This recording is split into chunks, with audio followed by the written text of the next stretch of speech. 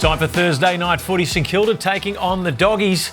And the Doggies are going to be buoyed by the return of Sam Darcy, an injury which even you said earlier looked like it was going to be a season ender, but he's back and hopefully for him in good fashion. Yeah, it's a huge inclusion and you wouldn't expect him to come back and shoot the lights out. He's capable of doing that, but if nothing else, he's going to occupy Cal Wilkie, who's probably the best lockdown defender, so it's a massive win. Yeah, they really struggled to bring the ball to ground in their forward half last week against the Hawks. So if that's all he offers, that's all he needs to offer in his first game back, and it'll give them a chance to hit the scoreboard a little bit more than they did last week. Browny, your favourite aspect of AFL football is kick-out. Absolutely, and it's called the Zach Tuia Memorial. So let's get into last What happened to 2 it? weeks ago. So you look at the Saints, 8 of 9. Sinclair played on, 7 of 8, Wanganeen and Miller have played on. So you feel like if the Dogs are inaccurate, these two, and the Dogs don't tag, so the disposal line of both of them is 27.5. So at half-back or if they play in the midfield, comfortably going over for both of those guys. Perfect. Let's jump into the best bets in this one. And first off, the memorial round. To have that named after you while you're still sitting here next to us is outstanding. But where are you playing on your best bet?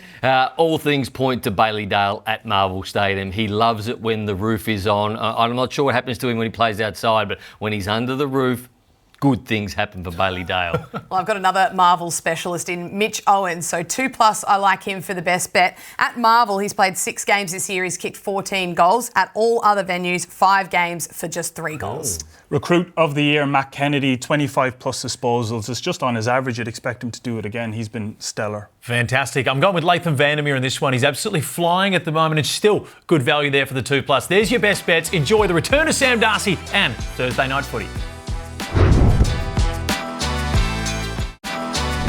Hello and welcome to In the Back Pocket. Massive episode coming up. And I'll tell you what, bad day to be a sheep because the merino wool that is flanking me right here, it's fantastic. But there's a lot of wool on set right now. Well, I think Brownie's the hunter and I'm the hunted by the looks of this combination that we've got going on here. But yes, it's a good day to wear it because it's cold. This You is sweat good. it up No last vest. time. Hey, No look vest at- underneath. You've come a long way since episode 1 where you were sweating up a storm in yours. But you two have been on Media Street as well. We won't mention where it's been, but some very good career highlights for both of you. So it was a good long weekend and a good couple of days. Brownie, what did you get up to? I broke my world record sauna attempt, a little bit over an hour and 5. So I've been trying to build it up over time. So that's what I got up Your to. own world record? Yeah. So just your record? just my world record. Okay. What condition did you come out of the sauna after an hour and 5 minutes? Quite hot. What's it? It's working. We've got who's hot and who's not later. Exactly. So, we'll have Straight to into touch the on that pool, then. straight into the ice bath. Fantastic. I'd love to have a luxury Yeah. abode like No, you've got to be able to do Let's continue that. to speak about it. As I think it'd be great. Kate, we knew your multi won because as soon as it won, you went straight to the group chat and chucked it in. Let's throw that one up for a second because it was on the feed and it was absolutely fantastic there. Peter Wright, 2 metre Peter, and the Nick yes. Martin double. Yeah, well, I liked him. I thought he was going to get busy. He got very busy against the Lions the week before, and he's been in some good form, and I like the role in which they're using him. And 2 metre Peter, he's just ever reliable for 2+. So, yeah, I was happy that we got that one over, but I'm sorry for what Nick Martin ended up doing to your bad beat, Geez, Brown. did I have a bad beat. So I looked at this, I thought Darcy Parish comes back in, Zach Merritt playing half back, so he's a big chance because he can just accumulate the footy, 875. At one point, he was 27 disposals to 25 ahead of Nick Martin, and in the last quarter, Nick Martin started taking kick-outs. Kick-out after kick-out, and every time he took the kick-out, he got the handball received from the player he kicked it to. So at one point, he had about 6 disposals in the space of 4 minutes in the last quarter, and then Sam Walsh was coming too. But at one point, I thought I was home for 875. But I tell you what, this is the most punted on man last week. So the punters had a fill-up. Out of every other player in the AFL, more bets on Nick Martin last week than anyone else. Can you imagine coming out of the sauna after an hour and a half, as we look at the numbers here, coming out of the sauna after an hour and a half to see your multi's been rolled in that fashion, Zach? Yeah, shriveled, sweaty, and then you lose your bet. It's not ideal. But You look at that, was remarkable. They didn't just come for the disposals, they came for the goals as well. But your man was back in action in a big way. When in doubt, go Paul Curtis. 165 kilo bencher, bang, bang, bang. But 3 goals. He kicked 2 in the first 10 minutes. He was on fire. Paul 2 of the Curtis. game, wasn't He's never let me down. Every time I've backed him this year, he does not let me down. A man with that sort of hair, he can't be let down. He's extraordinary. He should be All-Australian. I reckon Daniel Hoyney's going to say some good things about him as well later. It's getting towards restraining order. We've talked hair, bench press, skins next, and then we're going to start getting worried. Are you going back to the well? Absolutely. 2+ goals every day of the week, $2.12, Paul Curtis. Don't mind 4+ as well. Let's crack right into the footy on this one because Hawthorn taking on Adelaide. Let's have a look at the report card. Puntability. Yeah, I think it's a pretty good game, puntability-wise, because Adelaide have got some very good players to punt on, and then Hawthorn, normally the small forwards are where you're going, but I do like Jordan Dawson this week. The puntability, a B. I'm going false dawn for this one. It's an A for watchability. I think it's going to be a fantastic game, but both of these teams are ones that we've spoken about where they haven't exactly been doing it against tough competition. They're both coming off a win.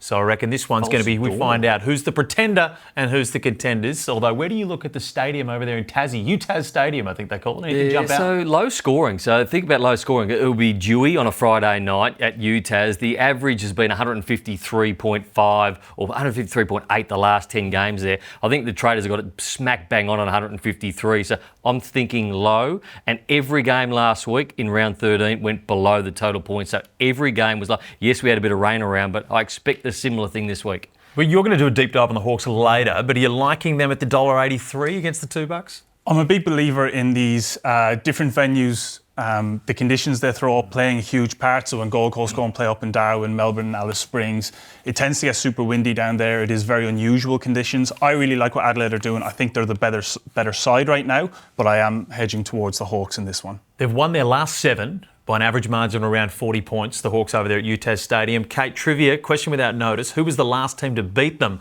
before that? I think it actually might have been Adelaide, Felix. Certainly was. Back in 2023. Bang. They got it done. You are the most well-researched person in footy. Speaking of the second most well-researched, Jordan Dawson. What do you think? Jordan Dawson. So when he has been tagged this year, his disposals dropped. So that doesn't mean he's not having an influence on the game. But last week, I thought he was fantastic when he only had the 18 disposals, but was huge late. So when he's been tagged, 14, 21, 18, 27's in between that. Hawthorn, I don't think will tag him at 25 plus 230. I think it's a pretty good price for Jordan Dawson. Yeah, the area I'm looking at, I know you said sort of total points under, but I'm just so excited about the battle of the small forwards on both teams. So you've got Ginnivan, Watson, McDonald, even more if he wants to push forward. Then you've got the Keezer, who is flying high, Rankin, and my man Josh Rochelle. He's where I'm going to for this one. His form of late, he's kicked 2 plus in 4 of his last 5 games.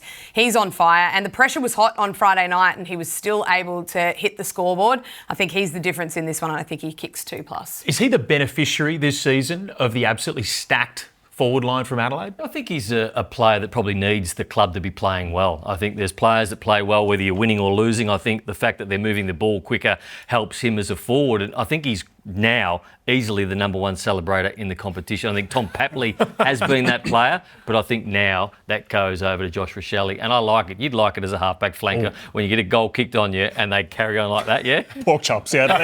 Laid on a few of them. We've got a new nickname there. Because you know what the kids call them? They call them Sallies. Sally Rochelle. Or Josh Rochelle. Josh, but that probably works even better than that one. Yeah, good one.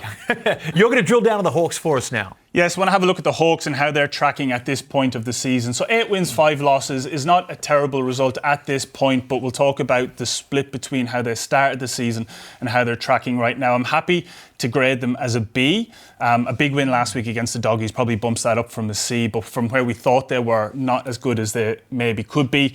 One big positive for me is their next generation of leaders. You look at their list profile, they've a whole group of players developing who could easily be the next captain. So you've got Newcombe, Nash, Day. I really like Scrimshaw. I think he's criminally underrated. D'Ambrosio, Weddle, Battle. These are all guys that are going to be around for the best part of a decade. You could probably pick any number of them to be captain. I look at Newcombe probably is the likely one, probably with Will Day, and that's a profile a lot of lists don't have. We'll talk a little bit later about Carlton and how maybe they're lacking in that part of their list, but super impressive there. It was an excellent commentary call on that goal over the weekend. Really did enjoy. So I think the signs are really positive for that particular group. The question, however, is have they been figured out or are they just stagnating? Now, if they're just stagnating, then it can be rectified, and that's fine. That happens to teams all the time. If their current form continues, then I think we can safely say they've been figured out. So they exploded onto the scene last year. At the start of this year, they were second favourites to win the flag. I thought we should have just held back and waited to see how they go. If they rectify it, no problem. This is just a blip. However, if they can't get back on the horse, then I think we can safely say this young team has been figured out. And I think a reflection on their form is how their captain is performing. So we know James Sicily is a star when he's up and going.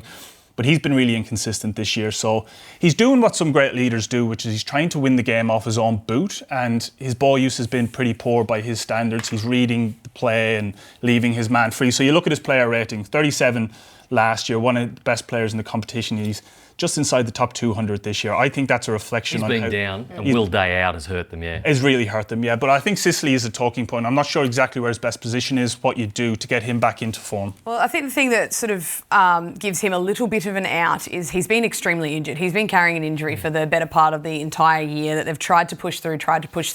They bit the bullet last week and sort of gave him the week off to get right. He's still out this week. And if we have a look at the rest of the fixture that they've got in the next few weeks, this is your opportunity to get your captain right. So he doesn't play this week. He has the bye. If he's not right, he's not anywhere near 100% for North Melbourne and St Kilda, give him those 2 games off too. He needs to be fresh. He needs to be firing when it comes to the back end of the season. If they are to go as deep as some people think they can, he needs to be the one that's had the luxury to get himself right. Arguably one of the most important players to their individual club in the league. I remember last year, I can't pinpoint the exact moment, but he was out for 4 games. And their statistical drop off the Hawks was unbelievable from that. But let's jump straight into best bets. Brownie, where do you sit? Jordan Dawson, already explained it, 25 plus. Yep, Josh Rochelle, 2+. Ooh. Ben Keys, 2+, seriously underrated player, Ben Keys. You know what's annoying me about that? Because I went in the WhatsApp group and I asked for Ben Keys, and Zach took it from me. So I had to choose someone else. It was Josh Weddle, who we all agree is going to be a superstar very, very soon. But even right now, he's started to hit the scoreboard. We're going to be back just in a little moment talking about all the big Saturday games.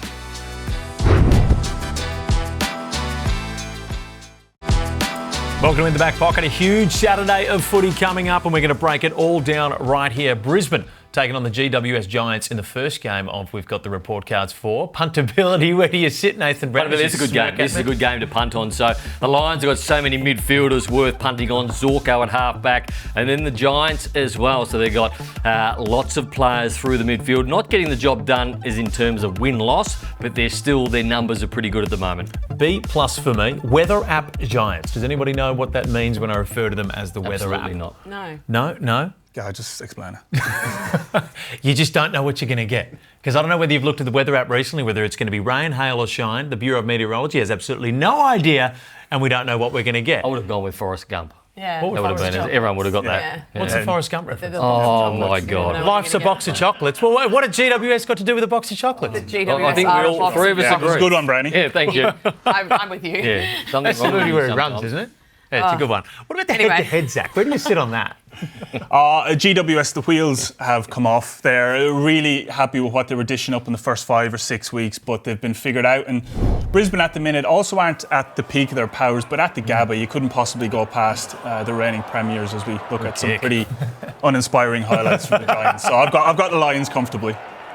Yeah, I think their ability to use the ball the way that they want to has really been what's declined. Yes, they've had some injuries to some key parts of the ground that they've had to sort of make up or make do with different players playing different positions. But Lockie Whitfield, for me, has to play off the halfback. He's not using the ball well enough at the moment to be a mid or a forward. He needs to go back there. He is lost, and they need to find another solution for that because that's where they get the best ball use out of him. Certain players across the AFL are the punter's favourite. We spoke about Nick Martin, the most punted on player this week. Another player who's featured in that before is Levi Ashcroft. Yeah, Will, actually, his brother. Will we're gonna as go well. To. I think they like Levi 0 for as 2 well. to start this They one. do like Even Will Marcus. a lot better. And the reason I'm sort of going back to the Will or back to the well, if you'd like to say that more, is they do enjoy giving up a fair few disposals through the midfields. In the last 5 weeks, the Giants, so we talked about their decline. For the season, they're ranked 7th at conceding disposals to mids, but in the last 5 weeks, they're ranked 16th. So that has been an area that they've given up a lot of football. And Will Ashcroft, he is a player that no matter who they're coming up against, players will, or teams will tag Lockie Neal or they'll tag Hugh McCluggage. They won't tag Will Ashcroft. That's why I like him. I like him for 30 plus in this one. 4 of his last 5, he's cleared that. And 4 of his last 5 at the Gabba, he's also done that. I really like that. I like the look of that. That price is fantastic. Well done. Thank you. Thanks for your feedback. What about Levi? Anyone got anything to say about Levi? We're just going to speak Marcus about Will. is their dad as well. Marcus, any other He's a very famous good player. Ashcrofts out there? Any actors or anything? Yeah. Is he in Forrest Gump? Their younger he sister wasn't. actually is coming through as well. Oh, So, there we go. yeah, Bang. should be a very handy player for FLW ranks. That's the pedigree. on that one. Essendon and Geelong as well. Essendon starting to play over the last fortnight a little bit better footy. They come up against a rampaging Geelong at the MCG. Now, I want to talk about the centre bounces and the centre bounce attendances. So you look at players like Max Holmes, who had 89% last week. So with Bailey Smith potentially coming back, we record this before the side came out. So Bailey Smith, does he come back in? That affects Max Holmes. Jai Caldwell with Merritt out 80%. It's much easier to get your numbers up when you're doing the centre bounce attendances. That's why Cozzy Pickett had the most for Melbourne last week. So I look at that and I think the Jai Caldwell disposal line over this week. Geelong, you've probably got your finger on the pulse. Will definitely have your finger on the pulse, more so than anyone, about the Cats' inner sanctum. Is what you're seeing right now from Geelong premiership worthy? Yeah, it's sustainable what they're doing. They rotate their players extremely well. We saw Danger come back in off the back of a little niggle. They would have taken extra caution with him. And they're doing what they always do. They'll build steadily towards a big run at finals campaign. And I think they're starting to hit their straps. The line is where you need to look. They're unbackable favourites head to head, but should get the job done. What about jumping over to North Melbourne and Fremantle? North have stayed the week in W after playing in Bunbury. Is that a positive or a negative, do you think, if you guys have ever done that before? I think it's a positive to stay, as long as you sort of restrict yourself on the buffet. It's very easy to dive in when you're there for a week with all the food that you're offered. But yeah, I think it's a no-brainer if they're going to do that, play 2 games there, stay over there, acclimatise, get used to it and see what you can dish out. It's a bold thing to do, though, to sell 2 games. Massive win for Freo, though, isn't it? To sit at home for a month now and play the North Melbourne Footy Club, who they should beat comfortably when they're trying to squeeze into that 8. It's tight at that 8th, 9th, 10th spot. This is huge for Freo.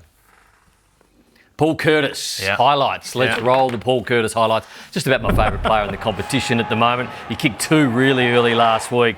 He got his 3rd. But what he does, he always puts himself in the position. So when you watch Paul Curtis, and it's quite easy to say, he'll kick 2 or 3, but he is either leading up with the football, and if he doesn't get used, what a good forward does is he immediately turns around and he comes back to the front and centre. So if he doesn't get it as a marking option, he's got that second option to get front and centre. Not a lot of small forwards do that, but he is one that knows how to play that position.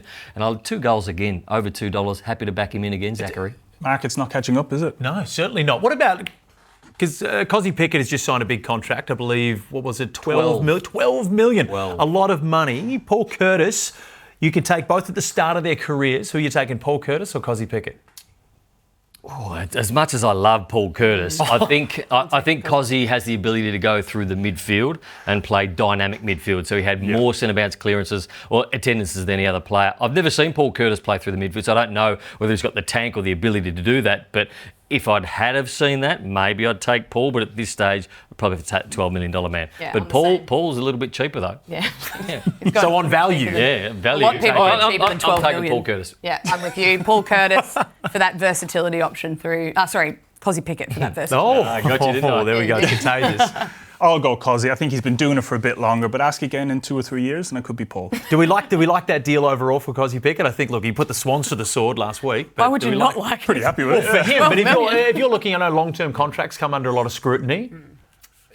It's long for me. It's really long. So, look, he's worth every cent, but the longevity I'm not sure about. Well, that's long. Give me short. Your best bets quickly. Jasper Fletcher's been the best value all season at 20 plus, and he goes again, and I've backed him for the last 8 weeks every week. Yeah, I'll go Will Ashcroft 30 plus. And that's Will, not Levi. Not Levi. Just in case people were getting confused there. I think there. Levi had 30 plus. So. I've got Zach Merritt under his disposal line. I think Oisin Mullen, who's a pretty handy tiger at the minute, is going straight to Merritt, and I think he'll keep him under that. He's hasn't broken 23 disposals in his last 3 games. Yeah, it's been remarkable for Zach Merritt there. I'm going with Tyson Stengel. I reckon he's having an absolute ripper, and another one that the market hasn't quite caught up with. That's your Saturday footy. Enjoy it all. 40, 40, 40, 40, 40, 40, 40. It's time to welcome in the great Daniel Hoyney. And as we do, now, you probably expect you come in here and you just give us all this great information, we just consume it, that's all we do with it. But no, we use it for nefarious purposes as well. And we create a little bet that goes onto the app over the weekend. And this week, well, it won, as it has been doing quite a lot as well. We want to highlight it this week. Fantastic, including Jack Chris there at $2.15 to round it out. So I just want you to know, the information you're providing us, we are using it to produce a fantastic service. Now, you don't need to comment on that because you don't have to. But I also want to talk across the long weekend. You guys set out your Man, All-Australian. No, well, I can't join him in on the betting stuff, so I just think that's our job. We're not so going I've to come got in next present week in it. striped shirts, though, okay? There we go. No, that's B1. It looks good. That looks good. There's a movie that reminds me of. But you released your All-Australian while everyone else was sleeping, committing sin, doing all other things over the long weekend. You released your All-Australian team. What is the most surprising member of that team?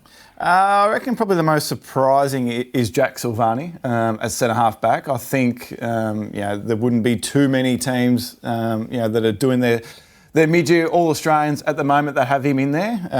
But we've spoken about him a little bit on this show this year. What he's doing with ball in hand has been really significant, and then what he's doing with his intercept game has been really strong as well. But probably no Nick Dacos in the All-Australian team, which probably wouldn't be a surprise to you guys on this show, given that that we've spoken about Nick and his season this year. But they're probably the two surprises: the one in and the one out. Hey, my man, Paul Curtis, is he in?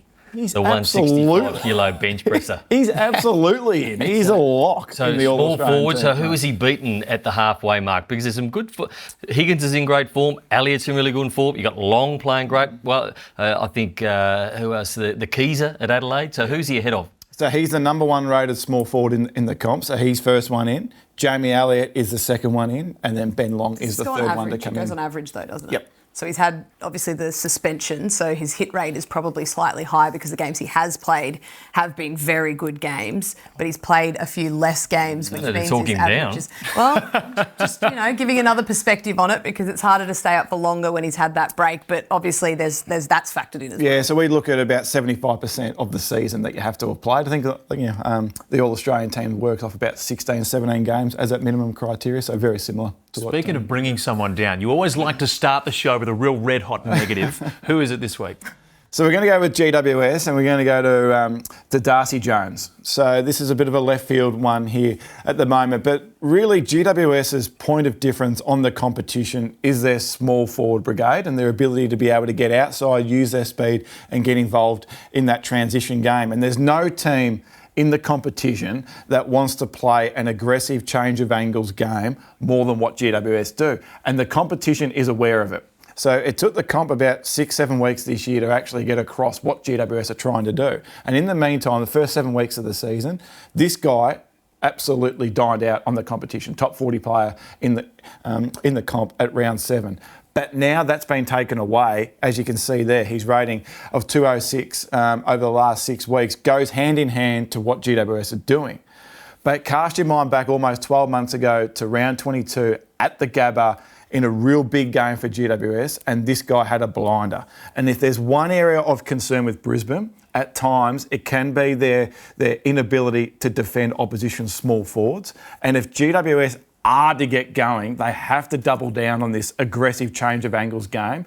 And if it comes off, this guy will be the sort of beneficiary to that. And Brisbane's inability at times to defend players like Darcy Jones is just a watch this Saturday. Yeah, he's the type of player that's the cream on top. So his profile isn't going to allow him to go in and drag the footy out from the bottom of a pack. So GWS's woes in that aspect of the game are obviously affecting him down the line. But you would imagine for them to get back on track, they've got to find a way to get it back out and into his hands because he's quite mercurial when he gets it. Yeah, if he can't get going, I think that's representation that GWS can't get their game going. So if they do get their game going, expect good returns from him. What about Cam Zurhaar? Bull's cooking. I believe he's a cooking guy, isn't he? Along with Petrarca, they're the two sort of leading cooks in the league. Yep. How's he doing? Well, there you go. That's a fun fact, isn't it? Add that into your algorithm. But no, he's having a really strong 5-game stretch here, and it's actually one of the best 5-game periods that we've seen across his career. So to be inside the top 25 players in the comp over that 5-game period, the interesting thing is he's not doing it through a lot of volume. He's only averaging 10 or 11 disposals, but it's high accuracy in front of goals. 5 games in a row of 2+ goals. We haven't seen him do that over a 5-game stretch throughout his career. And what he did in that second half against West Coast on the weekend was needed for them to get over the line. It's a big ask this week against Fremantle. They're probably going to be a stiffer opposition than what West Coast were. But what he's doing inside forward 50, career high forward 50 marks, career high forward 50 ground ball gets. He's staying closer to goal, so lower disposals, but greater scoreboard return from what we're seeing with Cam this year.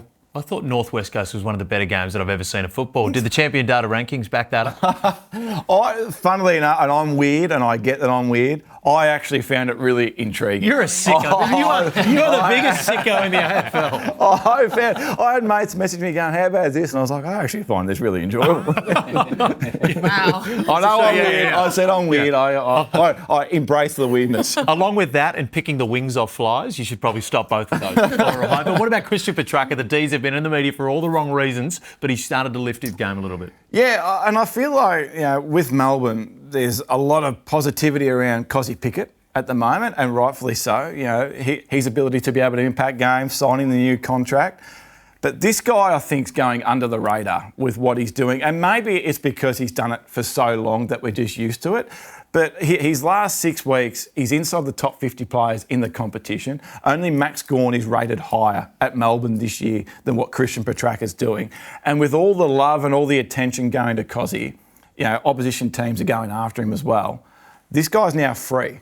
And he's still a star of the competition. Is it fair to say he's played more midfield this season than what he did last season, which allows that ranking to be up? No, so this takes into account exactly where you play. That's why we're able to actually benchmark the comp against the comp. Right. So what if he plays 50% midfield, 50% forward? How do you relate that into a So ranking? we have a look at when he's playing that 50% forward, how are you going as a forward compared to what all other forwards do from 50% game time? And you know exactly when they swap Yeah, no, over. we've got guys that are just tracking all 36 players on the amazing, ground. isn't it?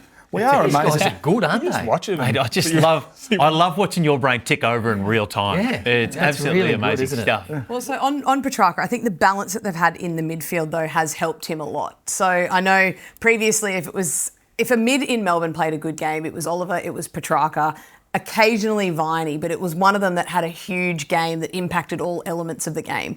Now you're seeing they're all contributing probably a little bit more evenly, which yes means that oppositions have to work out who they want to take the game away from, and it is Cozzy Pickett currently.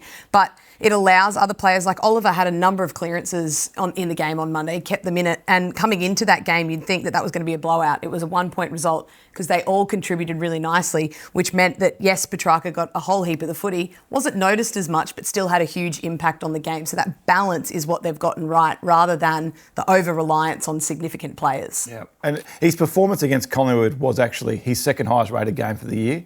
I just feel like he's just around the corner from having one of those big 30 plus, 3 plus, one of those games that we've seen him have, over the last 5 or 6 years. Certainly so wouldn't going want along nicely. Wouldn't want to have a tough game with Stephen May rolling around there at the way he's been in form as well. He's going to be calling him out. We're going to be back in just a moment.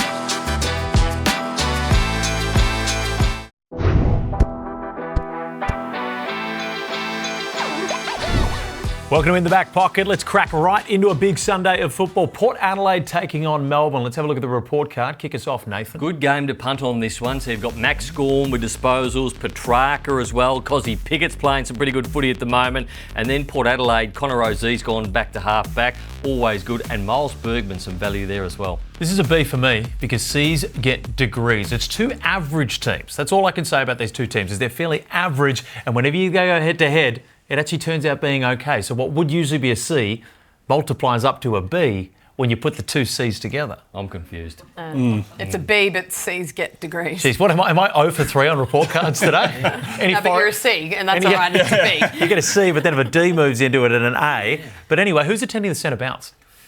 Wow. Okay. Anyway, so Cozzy Pickett last week attending centre bounces, and this is huge because he attended more centre bounces than any other player at Melbourne. Petracca and Oliver there, 21 and 17. So obviously he plays mainly as a forward, but he takes all the centre bounces and then just rolls forward, and they quite often miss him as he rolls forward. So Port Adelaide would be alert to that. But I just think that the disposals this week is where I want to play with Cozzy Pickett rather than the goals, because I think he's a good price to have 20 plus. He's done it multiple times. Last time he played against Port Adelaide, he kicked 4 and had 21. Well, I'll sort of meet you halfway. Can we have a little multi then either way? Because I Absolutely. like him for goals, you like him for disposals. So I think the thing with Port Adelaide, they concede a lot of goals to general forwards. And as you said, Browny, he has been attending centre bounce clearance and then rolling forward and still hitting the scoreboard. 4 of his last 5, he's actually kicked 2 plus. And and 3 of his last 5 at the Adelaide Oval, he's kicked 2+. I don't see them having a great matchup for him, so maybe we could put our minds together and get a little same-game multi for Cozzy Pickett, goals and disposals. Love to. Do we think there will be any complacency? You've just signed a long-term. For your whole life, you've been fighting tooth and nail to get your money. You've just signed a long-term to the age of 33, $12 million deal. Is he going to roll out there with the same fire that he had before? Or do you reckon he's going to bump up? It's just unbelievable this week, Cozzy Pickett. $12 million, Zach. I reckon he likes being the main guy. So I don't think this will rattle him at all. I'm with Browny. I think it'll make him feel even better about himself. Did you ever play with anyone that had just signed a massive deal? Or did anyone ever play with someone that just signed a massive deal, and how did they act on the back end of it? Nah. No, so no. Massive deals in AFL are a little bit different than massive deals in AFL, so yeah, not quite. What about the Eagles taking on Carlton as well for our Sunday? Carlton, this would be a very, very tough one for their supporters to swallow. Massive danger game for Carlton. So I'm not saying that West Coast can win, but they've been playing some pretty good football. I thought they probably should have beaten with the amount of shots they had last week, the Kangaroos, but Carlton this week, travelling. The last time they played them was in Gather Round. They beat them quite comfortably. But this is a bit different. When you travel to West Coast, this is a huge danger game. I think it goes close. I'm going to tip Carlton in a close one, but don't be surprised if West Coast beat them. Yeah, well, I had the Eagles last week thinking that they'd do everything they needed to get the job done against North. They did everything they needed but couldn't get the job done against North. So they're done for me. I'm putting them in the bin. I think Carlton win this one. As hard as it is to watch at times, though, you certainly feel that the Eagles are playing a little bit better footy. Yeah, they are. And as much as they probably should have won last week, as you said, that win is coming sooner rather than later. Yeah, Carlton fans just don't want to be against them. Yeah. Speaking of Carlton fans, one of their alma mater. Now, you did a little drill down on the Hawks earlier. You're going to give the Blues here the same treatment, and I don't think you're going to be as friendly. It's been a hugely disappointing season so far for the Blues, where expectation was at the start of the year versus what they're dishing up is way off. 5 wins, 7 losses. I'm giving them a D. It could almost be worse. And I'm not sure they're going to improve on that grading by the end of the season based on how they're tracking. Big question you always get from Carlton fans, is it our game plan?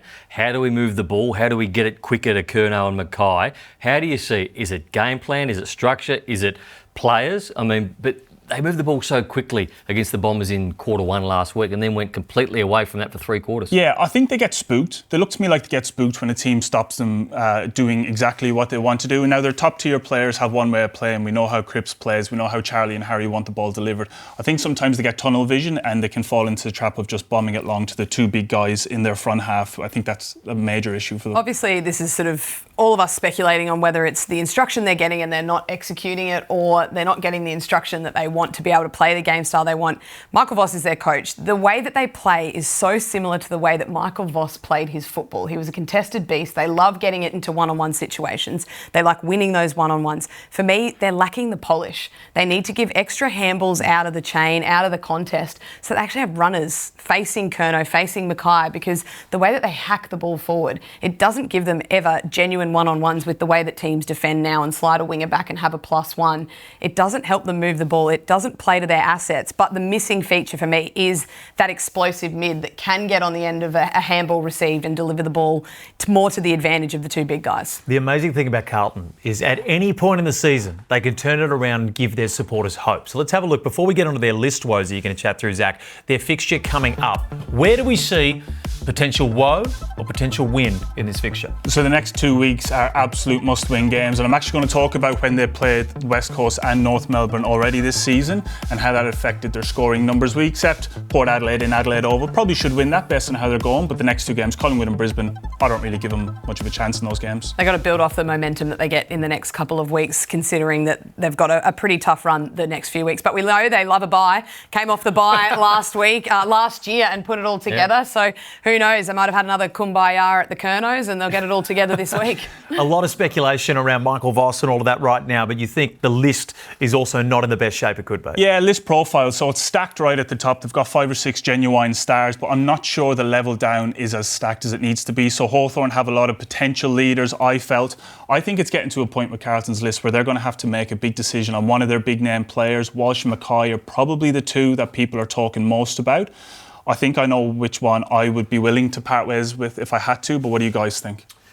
Well, I just worry that Sam Walsh gets his body right, because I think he's a superstar if he is fully fit. And I worry that if Carlton give him up, then the next club get him right, over those injury issues, and he becomes a Brownlow medalist. Because I think at his best, he was a run and carry player. He was unbelievable. He used the ball well. He was courageous. So I'd have to say Harry Mackay, just because they do have Curnow there. So for me, it's Harry Mackay. And if we're going Mackay or Walsh, and that's the decision we're looking at, I'm holding on that until they decide on TDK, because we've seen what can happen if a big man gets injured, they lose TDK. If Curnow, he's not the most durable, something happens to him, where to from there with their talls? They've just got their backline sorted with Silvani staying down there and Haynes coming across. You don't want to disrupt that again. So I'm going to hold on that decision. Mackay would be the one I'd look to, but if TDK goes, you need some tall stocks. So I think we'll see how that TDK plays out, whether he goes or stays, and go back to that. On that Sam Walsh one, when you talk durability, you can't trust the durability of Curnow now. Cripps has got more tape on him than any player in the league. That's going to start to show itself eventually. Do you still think Walsh is the one to go with? Because if he goes down, Curnow's knee appears to be getting worse by the week. They need runners in the midfield more than they need tall forwards. So they need someone who can run and break the lines. And Walsh used to be that. You don't want a situation where Joe Danaher left the Bombers because they couldn't get him right physically. He goes to Brisbane and becomes a star, doesn't miss a game. You don't want that with Sam Walsh going to another club, because he could be the cream on top at a very good club for a premiership for someone else. And for his sake, I hope he gets there, whether it's with the Blues or whether it's elsewhere. Now, we go down the list of woes for Carlton. Now let's jump to second half fade-outs. Second half fade-outs has been a well-documented issue for the Blues. And they've kicked 139 goals this year. So 79 have come in the first half, 60 in the second half. Now that split is not ideal, but it's not great. It's even worse when you realise that of those 60 second half goals, 25 have come against West Coast and North Melbourne. So in 2 games, they've kicked almost half of the goals they've kicked in the second half. That is a massive discrepancy. You take those 2 games out of the equation, they're averaging 3.5 goals per second half. That is an unforgivable fade out.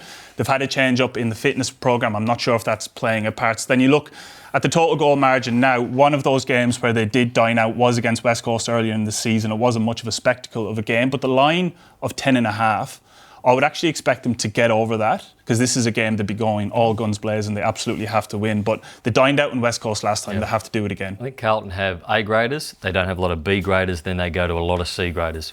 Speaking of an A-grade punter, who's your best bet for this one? My best bet, Tom de Koning, 20 plus, West Coast ranked 18th against Ruckman. You remember Gawn had 35 and Marshall had 27. Mine's Cozzy Pickett for 2+. For 12 million, I certainly hope he gets there as well for the Demons. What about you? Different one. Alir, 15 plus disposals. I watched Melbourne absolutely end over end the footy inside their forward 50. A good intercepting defender like Alir can get 15. $2.65. I always get excited when we get the first mention of a player on the show. I think in the back pocket for the year, the first mention of former Swan, Alir. Thank you guys. Fantastic job. Enjoy the Sunday.